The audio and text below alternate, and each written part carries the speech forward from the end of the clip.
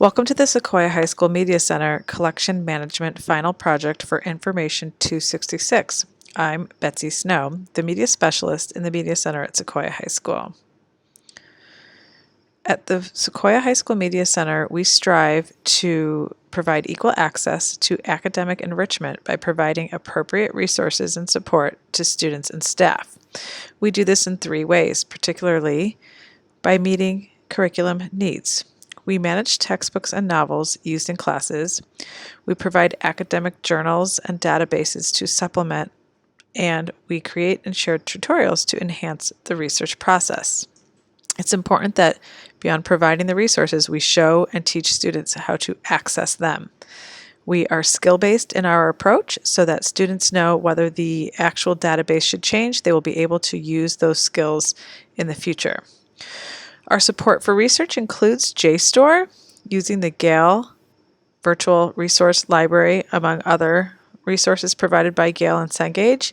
We teach the CRAP method occasionally for discerning reliable sources, and because we are an IB school, we use a various assortment of IB resources.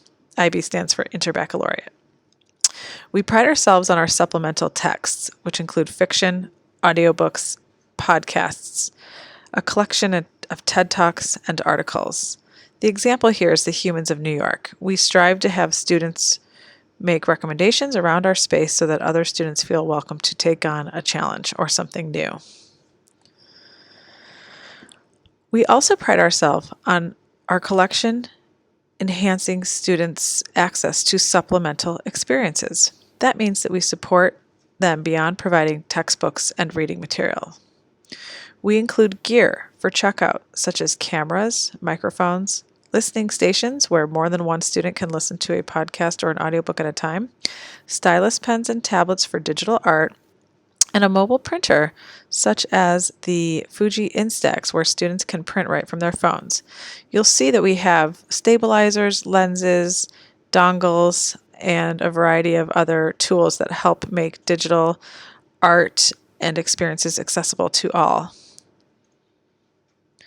We also love to make our connections between movies and the books that kids are reading. So our teen book club, which is in its rebuilding year, will soon be working with the Redwood City Public Library, and more on that in a bit.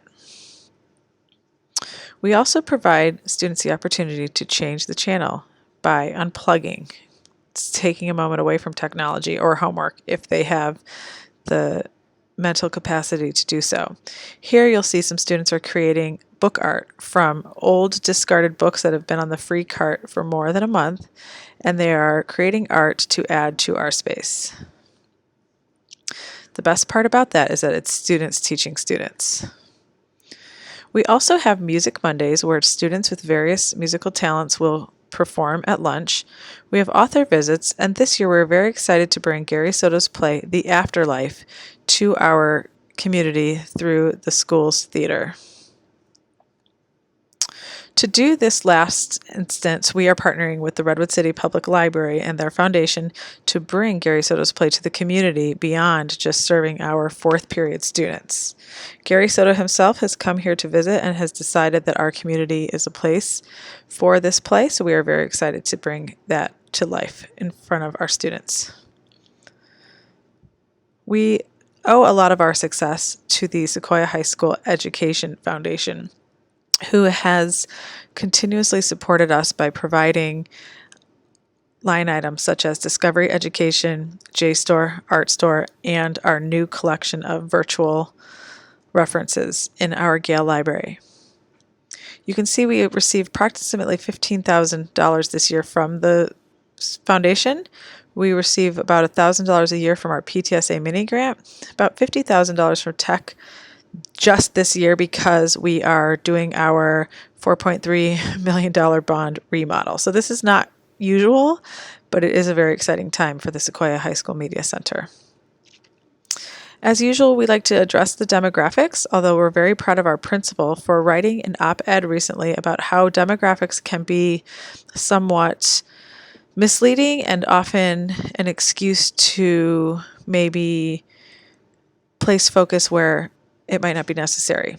But just for sake of the presentation, we have our demographics here. You can see that our enrollment hovers around the 2,100 student mark, and we are largely Hispanic or Latino, and we definitely serve everybody. I like to include this portrait project here from last year, or actually, I should say from the fall of 2016, when right after the election, we decided it was important that all students could see themselves in the media center. So we captured these smiles and had them in the alcove so people felt welcome to come into our space.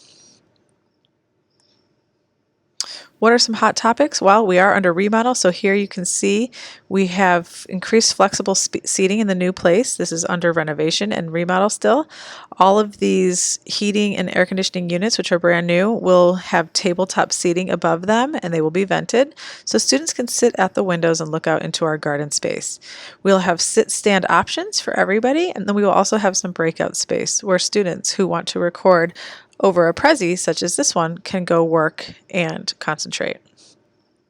We also will bring back the podcast once the new space is back up. So you can see here, this was the old space with the traditional stacks, and our technology really looked new and shiny against the backdrop. So now our whole entire space should be inviting as it looks in this picture. Examples of classroom outreach where I go into classrooms recently happened in our 9th grade intensive. So we had students select fiction, and since we have a very modified selection right now due to our remodel, I filtered and created collections using Follett. And we had students commit to a book. So we do a silly little wedding proposal, and students date some books, and then they pick one to commit to. They sign, and they say, with the signature, I thee read, and they stand in front of this backdrop and commit to reading that book. What makes Sequoia High School Media Center special? With every free period, we have opportunity. There are meeting spaces, and we provide inspiration for the regular school day. Students know they can come to us, they can go to our virtual learning commons, they can find us on social media, and ultimately they can find their way using our resources. Students know they can find me at my email, esnow@seq.org. Thank you.